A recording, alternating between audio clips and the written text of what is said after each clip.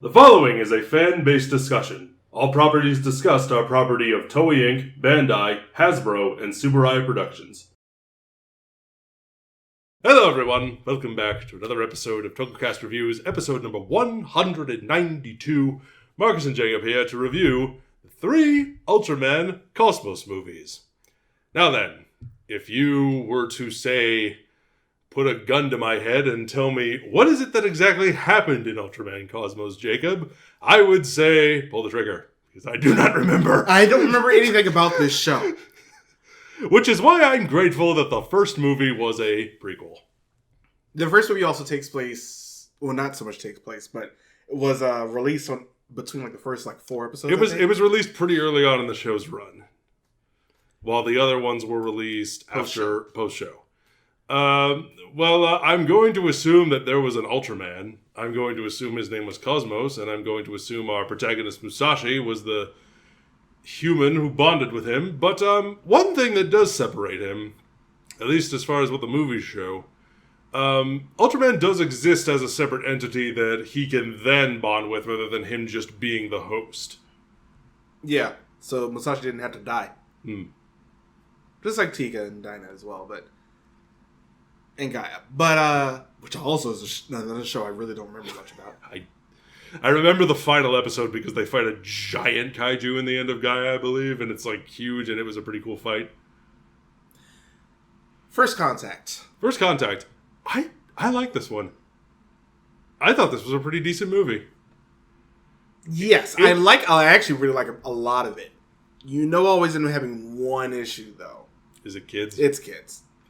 I think the kid that gets to play young Musashi, though, is a pretty good actor. He was fine. I was not expecting that this was going to be like Ultraman E.T. That's pretty much exactly That's more or less what this movie is. It feels very Spielbergian with, kids on bikes, going out to look at the stars. Ultraman... it legitimately is. Ultraman crashes to Earth. Young Musashi finds him, and in a very cute scene, I think... jiggers up some reflector situation to use his telescope to shine light on Ultraman's head jewel, is able to restore him, and we don't hear Ultraman speak, but we assume he's communicating telepathically somehow. And he asks Musashi, it's well, you saved me. Is there anything I can do for you? And just the most wholesome thing you could possibly imagine happens when little boy is well, I've always wanted to go to space and I've always wanted to fly.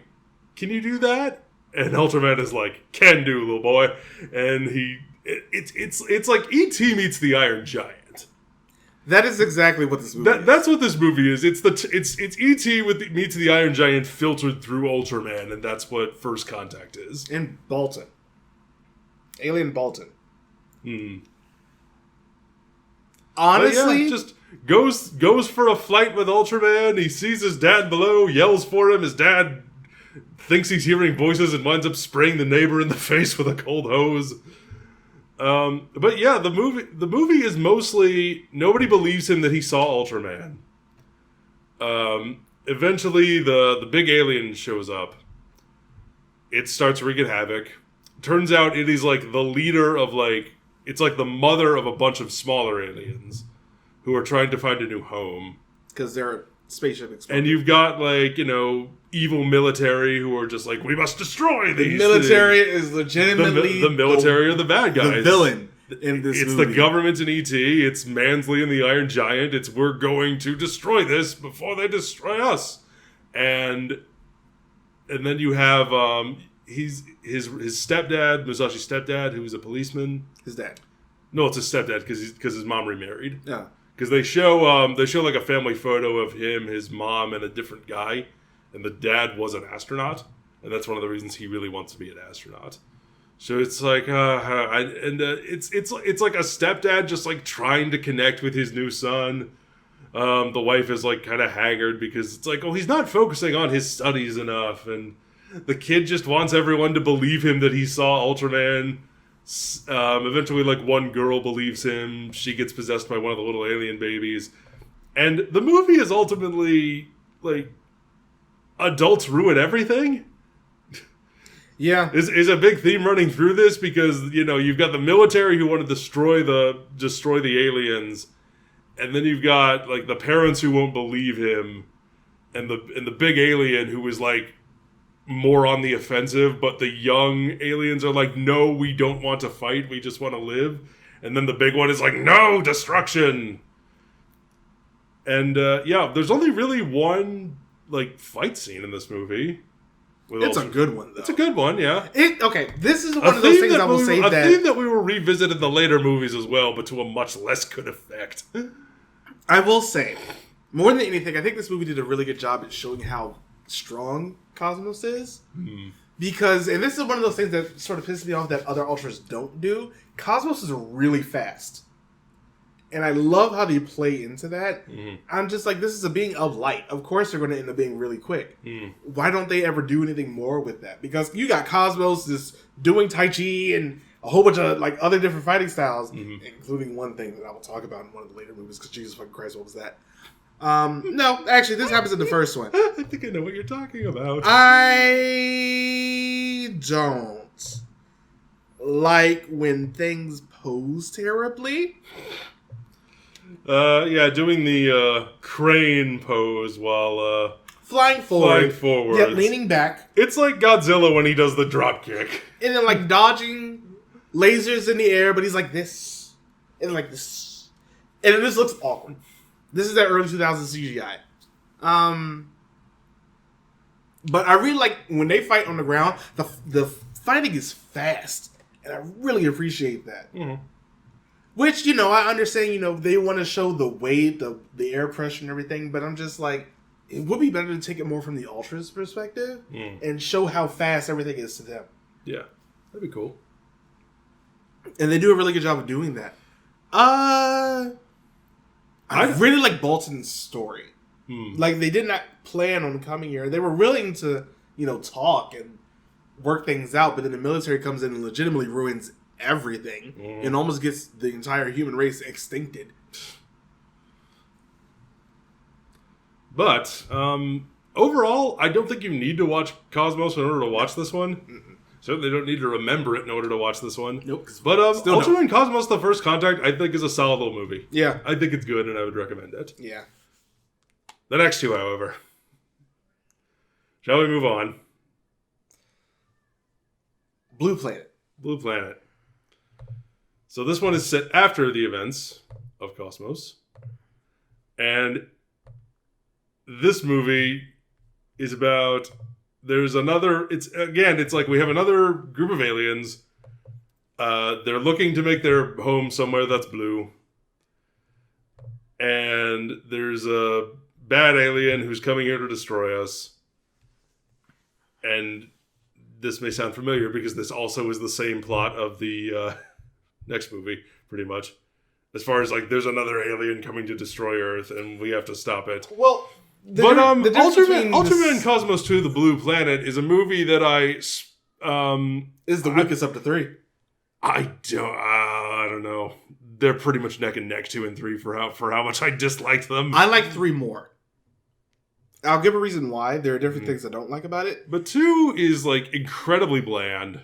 It's like you've got these aliens who are like aquatic based aliens, whatever. Who can fuse with kaiju. That's what they can do. In the same way that Musashi can fuse with Cosmos. And there's like these like big ugly bug monsters who are coming here to destroy us. Well, they destroyed another planet first. Yeah. It's also the same planet. Because Ultraman, I should say Musashi is trying to find a home for kaiju so they can leave Earth. It's also the same planet that Musashi's on at the beginning of the Saga movie. Oh, is it? Yeah, with his wife and child. His wife, who we do not see in this movie, but she was the main girl in the actual show. But we see her in the third one, and I swear it does not look like the same actress. This movie is weak. Yes, it is. I was 45 minutes in. I looked at the runtime, and I was like... I'm only halfway through. No, and I was like... Isn't Ultraman supposed to be in this? He shows up at the beginning. I didn't feel that during First Contact because the movie was good and it was well paced, even though it's the longest of the three. That movie's an hour and a half. These are an hour 16. They felt the second one felt longer. It definitely feels longer. Yeah, Ultraman shows up at the 57-minute mark. They have a fight scene that lasts, I think, until the hour 7 or hour 9 mark, something like that. And then Justice. And then Justice just shows up apropos of nothing. Which is probably the biggest issue I have with this movie. And subsequently, it's sort of the same issue I have with the second one. Because we don't get anything on this Ultra. He just shows up. And, they beat the bad guys. Everyone's okay. Hooray. I do like the fact that this took place in Saipan. It took place outside of Japan. I was going to say, the way where they shot it is like a nice change of pace. It's like a very tropical island that is like... It's kind of like a Hollow Earth situation where it's like the aliens are like hiding on like a tropical oasis that is hidden like thousands of feet below the seafloor. Apparently when they were filming this, they were about to probably have some issues because, they wanted to go to Saipan, which is a U.S. territory, and they, wanted to film some things out of the plane, but it all happened after September 11th. Yep. So they thought they were going to have some issues, but they didn't. Mm-hmm. But they filmed in a lot of places during this, and I really appreciate the scope of the things that they really wanted to do. Mm-hmm. I just think that the execution was sort of weak. And I think that's mostly because it's of the fact... very boring. Very uninteresting stuff. The thing that makes movie 3 stand out to me over movie 2 is because I don't think Musashi is that good of a character to follow. He's not that interesting in this one. And he's barely in the third one. He's not in the third one, like, at all. He is persona non grata. So, I think we've said everything we have to say about 2. I like Justice's suit. That's cool. Yeah, the suit's alright. The third one is mostly Justice focused. Yeah, the third one is so the plot of the third one is there's like a big old spaceship coming to Earth. These aliens have believed that in 2,000 years Earth is going to pose a danger to them and the universe as a whole. Specifically humanity. So they're going to go park this big old spaceship over Earth, launch a beam down, and it's just going to like exterminate pretty much like all human life. But leave, like, the Earth intact. Yeah. And, so the alien who is the host of Ultraman Justice, she is just kind of... It's mostly just her walking around and observing humans. Is pretty much this entire movie. Well, I'll say they in this case. But after they end up coming down and, like, I'm embodiment of justice, and I'm going to work with these people because they are, never wrong. Mm-hmm. And they believe that humanity is bad, so I'm going to fight justice with these people and destroy humanity. Mm-hmm. The premise is weak. However, I will give props to what they try to do for Justice's character and learning throughout this show. Mm. The scene where she took out the bikers, they deserved it. Yeah. The biggest issue, I think, is legitimately everybody else. The rest of the cast trying to find Musashi was the worst thing. Is such a nothing story because he is defeated by Justice in the first act. Justice and the Robots. Yeah, Justice and Robots. Sounds like the greatest band from outer space. I can think of better ones. They are now touring Tatooine. Anyway. All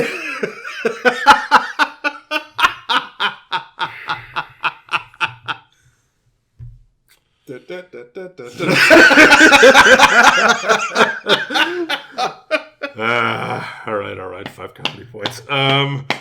Anyway, so Justice is around, just kind of like walking the earth and like learning about humanity.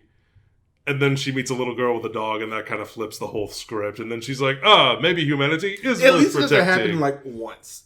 She has it happens twice. Times. It happens twice. She meets the doggy, and I think Cosmos is the dog's name, and it might be the cutest dog I've ever seen. It is very It's adorable. like a white Inu puppy, and it's like so cute. The actress that they got to play the little girl, the dog's owner, she's also very cute. And She's also very good. She's a good kid actor, yes. So I think that was nice. And I liked her interactions with the girl and the dog. I liked every time the dog was on screen because the dog was adorable. And I couldn't help how cute it was. And also, no! Oh my god. So when Justice reveals these alien plan to wipe out all of humanity, she goes to like the UN in Japan. Like they're Well, no, it's the base of the organization, the science organization, right in this show. SRC. Yeah, and then she like when the other commander comes in, she's sitting there already. She just shows like a hologram of what is going to happen when the thing gets here.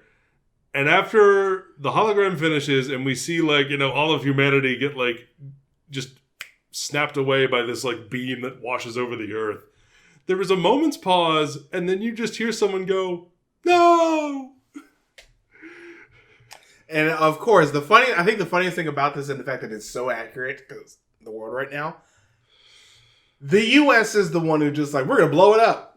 Yeah, the U.S. ambassador who is just like, he's just like a big guy in like a suit who stands up and he's like shaking his fist and stamping his foot, going, "This is our right. We will destroy it. That is our justice." Not their justice, our justice. And now it's just like America. And then there is a French woman who goes, "Sacre bleu, c'est Ultraman." It's accurate. But the reason I end up thinking that this is honestly the best of these latter two, I think the first one was definitely the best one. Yes. And then I think it's 3 second, is because I like Justice's character. What about them really stood out to you as good? It's the actress. I think she did a really good job of just like, oh, I'm going to look down on everybody. Judgment has already been passed. And then I had to learn better. Yeah, she nails that, I think. Also, I like that bit in the end that the little girl gave her the piece of candy and she tries to offer one to Musashi. Like, hey, they're sweet. Do you want one? I was just like, you know what? I appreciate that. But I like Legend. Ultraman Legend. Yeah. I wish some of the Fuse Ultras show up more, but they're also powerful as hell, and you need specific Ultras there. Yeah. What was the CG effect you were referring to? Oh, that was more in the first one. Oh, I thought you were referring to Ultra Spin in this one. I thought you were referring to Ultraman turns himself into a throwing star.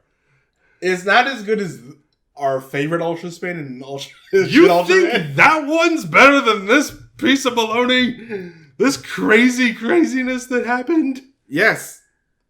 Like, because this was just Shin Ultraman just spinning in place. The other one was, this is legitimately Cosmos throwing justice. That's funny to me. No, so you think that this one is better or Shin Ultraman? Oh, Shin Ultraman. Oh, okay. That one is a meme. Really? But it's Cosmos throwing justice like a shuriken, like a boomerang. Justice goes at the bad guy and comes back all spread out and spinning around like a throwing star. It's so weird. It's so silly. I love it. And it happened. And we're just like, okay. But yeah. Ultra Spin from Shin Ultraman was pretty great. These movies definitely aren't terrible. We've seen a lot worse. I don't think I would not recommend 2 and 3 at all, but 1 I do think is quite good. But that's just me. Yeah, the only reason I'm not super recommending 2 and 3 is because of the fact that 2 and 3 also lead into Saga, and Saga is hot garbage. That is also true. So, yeah. But yeah, those are these 3. Definitely not awful. Definitely not awful in like any true capacity of the word. We watch Inspector. But yeah. I wouldn't recommend these at all, but again, that's just me. But join us next time for Blue SWAT. Yes, we're going back to Metal Heroes. We're going straight to 5-man. We're going to wait on 5-man just a little bit. If only because I just don't want to end Sentai yet. That's legitimately the last one that we have to do. Mm-hmm. But yeah, don't forget to join us all the things. Let us know what you thought about these 3 movies in the comments below.